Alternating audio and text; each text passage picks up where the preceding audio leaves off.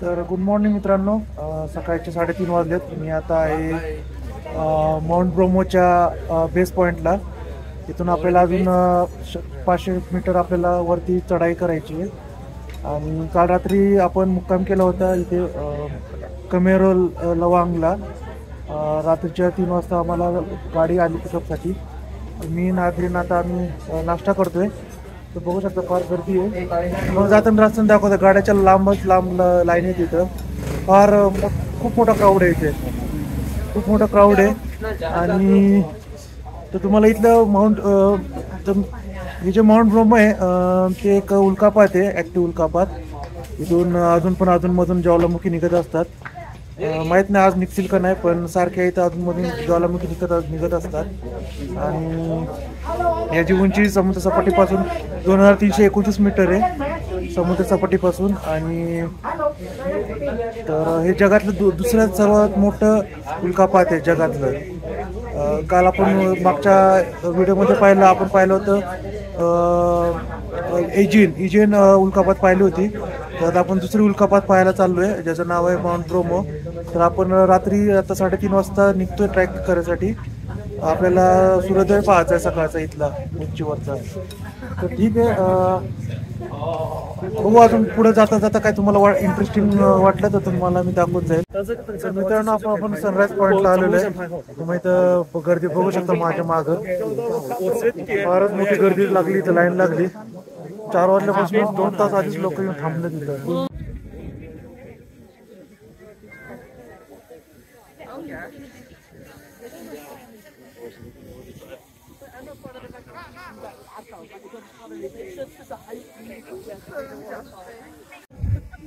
थोडासा उजेड झालाय, आता उजेडाला सुरुवात झाली.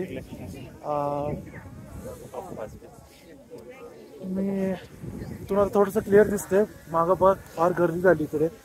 आणि माझ्या मागे तुम्हाला इथे दिसत असेल माउंट सुमेरो आणि किंगकॉंग वोल्कॅनो. मागून तुम्हाला दूर पण दिसत असेल, तिथनं लावा ज्वालामुखी निघत आहे बाहेर. आणि फार सुंदर आणि विहंगम असून दृश्य आहे इकडे. तुम्हाला कॅमेऱ्यात किती क्लिअर दिसतंय माहित नाही, पण प्रत्यक्ष डोळ्याने फार सुंदर असं. समोर तुम्ही त्या ज्वालामुखीच्या आतमधून धूर येताना दिसत असेल तुम्हाला. हे सगळ्यात अजून सुद्धा इथून उल्कापात म्हणजे ज्वालामुखी चालू आहे या ज्वालामुखीतून. इथून तुम्हाला फक्त दूरच दिसतो, पण जर का तुम्ही त्याच्यावरती गेले तर तिथं लोक 2 तास ट्रेक करून आणि घोडे सुद्धा जातात तिथपर्यंत. आणि जर का त्याच्या टॉपपर्यंत गेलं तर त्याच्या वरतून पाहिलं तर तुम्हाला एक लावा सुद्धा दिसतो लाल कलरचा. तर हा जगातला माहीत नाही मला, पण फार कमी असे ॲक्टिव्ह व्होल्कॅनो आहे सध्या जगामध्ये. त्यापैकी एक म्हणजे हे ब्रोमो ज्वालामुखी आहे. तिथं अजून सुद्धा लावारच बाहेर निघत आहे. आता तुम्हाला दिसत असेल इथनं लावा निघतोय. त्या दूर दिसत असेल तुम्हाला, तर तिथनं ज्वालामुखी निघते सध्या अजून सुद्धा. आणि हे जे आहे इकडचं हे मृत ज्वालामुखी. आणि त्याच्या डाव्या साईडला जिवंत ज्वालामुखी आहे. तर फारच. आणि आजूबाजूला तुम्हाला दिसत असेल सर्व जंगल आणि लहान लहान टेकडे आहेत.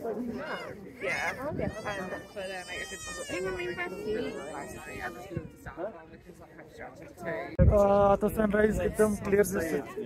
सनराईज एकदम क्लिअर आलेलं आहे. आता तुम्हाला एवढं थोडंसं हे दिसत आहे, पण मी ते बघू शकतो एकदम क्लिअर सूर्योदय झालेला आहे. आणि इकडे पण तुम्हाला एकदम क्लिअर आणि मोठं असं व्होल्कॅनो दिसत असेल. तर आता आपण निघतोय आपल्या पार्किंगसाठी. फारच झालं आहे. 6 वाजता आम्हाला बोलवलं होतं त्या टॅक्सीवाल्यांनी इथं 6 वाजता निघता. तर आता आपण निघतोय आणि बघू आता आम्हाला प्रोमोलिंगोला जायचंय. तिथून मग आपल्याला सुराबाईला जायचंय. तर आता आपण परतीच्या रस्त्यावरती आहे आणि जाता जाता इथून थोडीशी पायवाट आहे आपली खाली. तुम्हाला जाताना दाखवतो किती गर्दी आहे. फार इथं बाहेरचे मोस्टली युरोपमधले लोक खूप येतात. Germany, France, Australia, Europe, all the Germans come here. Lots of Germans. तर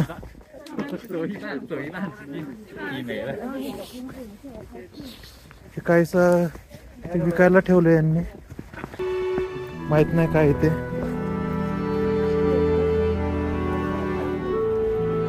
तर हे इकडचं एंट्री गेट आहे, पार्किंग एरिया. तुम्हाला इथून अंदाज येत असेल किती गर्दी आहे इकडे. जिपाच्या लाईन लागलेले. तर तुम्हाला आता अंदाज येईल किती मोठी लाईन आणि गर्दी इकडे. कारच्या सगळ्या अशा लाईनी लागले आहेत. एक जवळपास मला वाटते 1-1.5 किलोमीटर गाड्यांच्या लाईनी आहेत इथे. तिथून आता आपण सेंटरमधून वाट काढत चाललोय.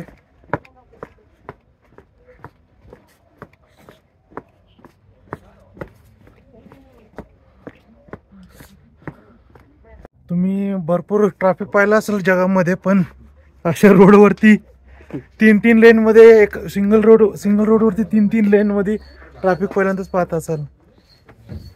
इकडे एक लाईन आहे, इकडे एक लाईन आहे दुसरी, आणि इकडे एक लाईन आहे. फारच गर्दी येते.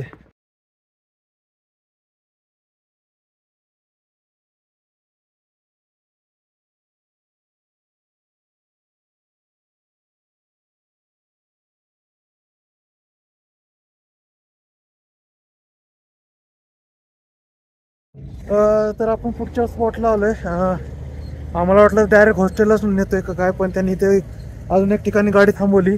इथून आपल्याला आहे ना, इथून हॉर्स राईडनी, घोड्यावरने आपण जाऊ शकतो. त्या जे आपलं उल्कापात होतं ना, त्या उल्कापातच्या एकदम टोकावरती आपण या घोड्यावरती जाऊ शकतो. बघूया काय काय पुढं किती रुपये सांगतात. तर आता आपण थोडं चालत पुढं आलोय आणि घोड्याच्या राईडसाठी मी चौकशी केली किती रुपये लागतात. तर त्यांनी 200 लाख इंडोनेशियन रुपीज सांगितले. तर फारच महाग आहे. 200 म्हणजे मला वाटते 500 रुपये होतात. 500 रुपये घोड्यावर जाण्यासाठी आणि यासाठी. त्यामुळं मी काय घेतलं नाही, फार महाग वाटलं मला. मी आता चालतच चाललोय. तर इथं बघा सगळे लोक असे चालत चाललेत आणि आजूबाजूला आहे असं डोंगर रांग आहेत. मगाशी जिथं आपण उल्कापात पाहिला त्या उल्कापातच्या आपण जरा जवळ जाऊन, किंवा शक्य झालं तर आपण वरती टोकावर सुद्धा जाणार आहे.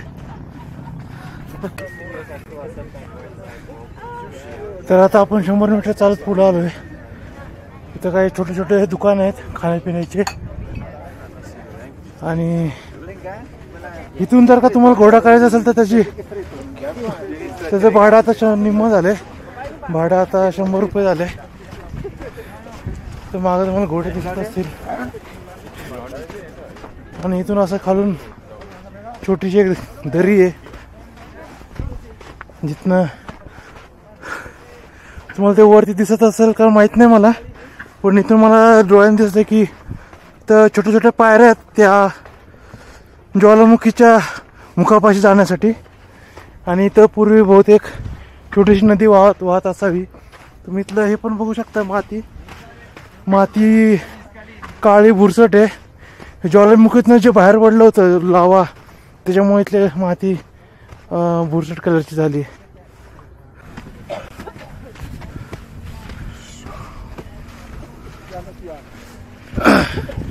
10-15 मिनटं पुढे चालत आलो. आता फार पुढंच होतं. मी जॅकेट वगैरे काढले आणि तरी पण आतमध्ये 3 टी-शर्ट आहेत. तर तुम्हाला थोडंफार दिसत असेल समोर पायऱ्या आहेत. एक जवळपास 100-150 पायऱ्या आहेत तिथं आपल्याला ज्वालामुखी बघायला जायचं. आणि इथं या डाव्या साईडला जी एक दरी आहे, तिथनं लोक घोड्यांनी वरती जातात घोडा घेऊन.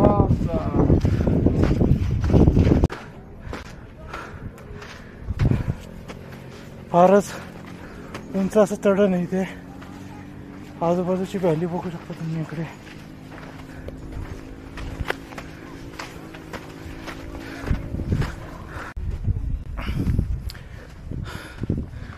तर इथून आपल्या आता पायऱ्या चालू होत्यात.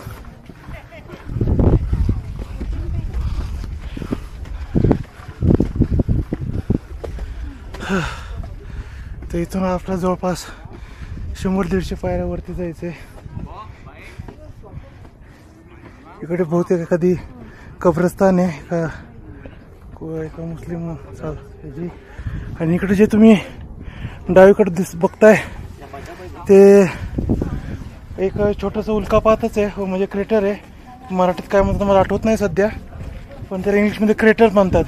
जिथून ज्वालामुखी पृथ्वीच्या आतून वरती निघत असतात. तर जाऊया आता आपण पुढे. तर आता आपण ज्वालामुखीच्या एकदम मुखाशी आलोय. एकदम सर्वात उंच पॉईंटवर आले जिथून आपण प्रत्यक्ष ज्वालामुखी फटताना बघू शकतात. आतमध्ये तुम्हाला दूर तर नक्कीच दिसत असेल या व्हिडिओमधून, पण त्याच्या आतमध्ये एक आहे ना लाल कलरचा लावारस बाहेर निघत असतो. सतत बाहेर कंटिन्युअस लावारस बाहेर निघतोय. आणि आजूबाजूला बघा सगळीकडे काळी माती, तिकडे काहीशे पिवळ्या कलरचे पण दगड आहेत.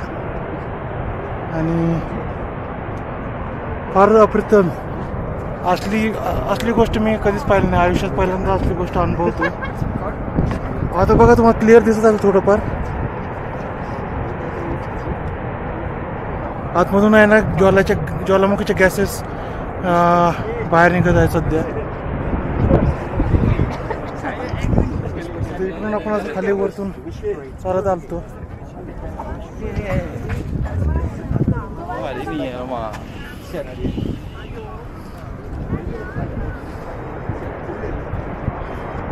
फारच विहंगम असून दृश्य आहे. असलं कधीच मी आयुष्यात अनुभव केला नव्हता या गोष्टीचा. तर आपण थोडंसं जरा तिकडे जाऊन बघूया अजून तिथून काय विशिष्ट असं काय दिसतंय का. ठीक आहे. तर इकडे गणपती देवाची मूर्ती पण ठेवली. इथं पूजा अर्चना पण करतात काही लोक. तुम्हाला जवळून बघा गणपती देवाची मूर्ती आहे. इथं काही अगरबत्ती आहेत, धूप वगैरे ठेवला इथे. इथले मागच्या एका व्हिडिओमध्ये तुम्हाला सांगितलं की इथले इंडोनेशियामध्ये भरपूर हिंदू लोक राहतात. त्यामुळं इथं देवांच्या मूर्ती, गणपतीची, खास करून गणपतीची मूर्त्या भरपूर ठिकाणी तुम्हाला दिसतील. तर आता आपण चालत जवळपास दुसऱ्या टोकाला आलो आहे. इकडून लेफ्ट साईडला उल्कापातच्या याच्यामुळे जे गॅसेस बाहेर पडतात तर त्याची तिथं धुलीकणीकडे पडलेले सगळीकडे. आणि इथं आपण सरळ चाललो आहे. या साईडला फार कमी पर्यटक येतात, पण आम्ही दोघंच आता, पुढं पण 1-2 जण आहेत. तर आता आपण चालत चाललो आहे.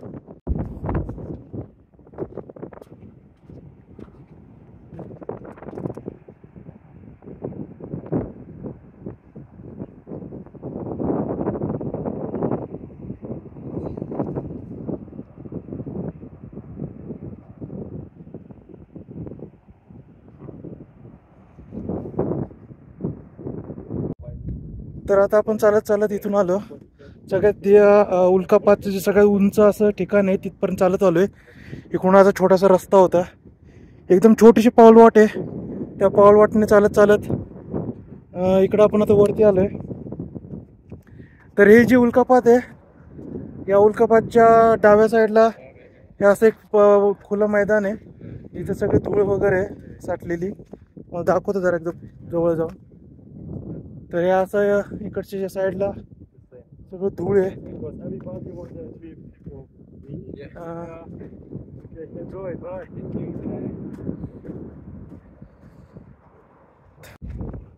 तर आता मी शेवट करतो या व्हिडिओचा. ब्रोमो उल्कापातचा हा शेवटचा पॉईंट आहे बघण्यासारखा. इथून पुढे बघण्यासारखं काही नाही आहे. आणि इथे काही लोक ड्रोन पण उडवतात. ते माझ्या मागे जे बसलेत ना ते लोक न्यूझीलंडचे आहेत आणि ते लोक आता ड्रोन वगैरे उडवत आहेत वरती. तर मी आता जातो. 8:30चा टायमिंग आहे आमचा. आपला 8 तासात आपल्याला खाली जाऊन जीपमध्ये बसून आपल्या गावापर्यंत परत एकदा जायचं आहे. तर ठीक आहे, परत एकदा भेटू परत.